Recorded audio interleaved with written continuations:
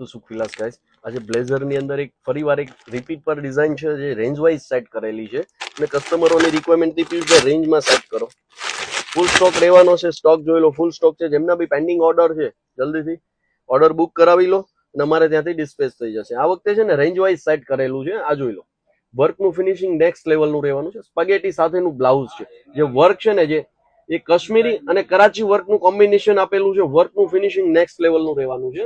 અને સાથે આ બ્લેઝર છે, જોઈ લો, અત્યારનું ફૂલ ટ્રેન્ડિંગ પર ચાલે છે ડિઝાઇન બ્લેઝર પ્લાઝો.